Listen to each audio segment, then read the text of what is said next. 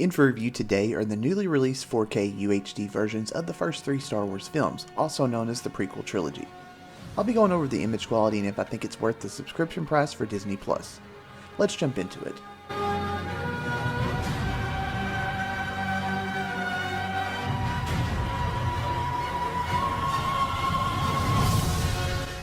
Something I never expected to see when Disney Plus streaming service debuted last week were 4K quality Star Wars movies.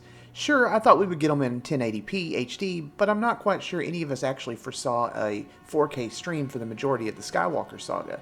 Now, while the big draw for many Star Wars fans was the Mandalorian series, these new remasters of the movies are a great early Christmas present. I suspect it will still be a while before we get an actual physical release of the saga, but for now, this is the best we have. You've got to go with the classics first, right? So that's where I started, watching episode 4 shortly after the service went live.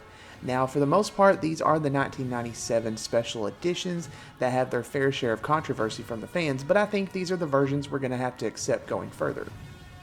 Episode 4, A New Hope, looks absolutely amazing on 4K, and I was really happy with the upgrade. I noticed right away there was an increase in clarity and detail. Some of the shots just looked very crisp and clear. A lot of the close-ups of the actors especially looked that way. There were a few pops of HDR here and there, but nothing that would really blow you away. It's the best this is going to look right now, and I enjoyed getting a fresh look at the movie that started it all. Episode 5, The Empire Strikes Back, which is probably my favorite out of the Star Wars films, also benefited from the increase in clarity and detail. Now, I wouldn't say this looks as good as Episode 4, but it's still really impressive. Episode 6, Return of the Jedi, was probably the least impressive looking of the 3. Now keep in mind when I say this, I'm not saying it looks bad.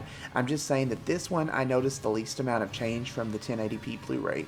Yes, there was an uptick in the colors, but nothing just overly astounding. So all in all, I'm really pleased with how all of these look, and I thought Disney Plus did a really great job of surprising us all with these remasters. I definitely think if you're a Star Wars fan that it's worth getting the free trial of Disney Plus to check these out. I've really been enjoying this service the past week, so I think it's worth it in general, but for the Star Wars fans, it's a really nice one-stop for all of your favorites.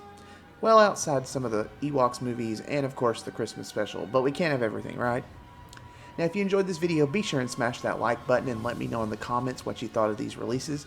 Check back tomorrow for my review of the Prequel Trilogy. I think most of the week is actually going to be dedicated to Star Wars, as I can't wait to take a look at Rogue One and The Force Awakens 4K versions. Thanks for watching everyone, and may the Force be with you.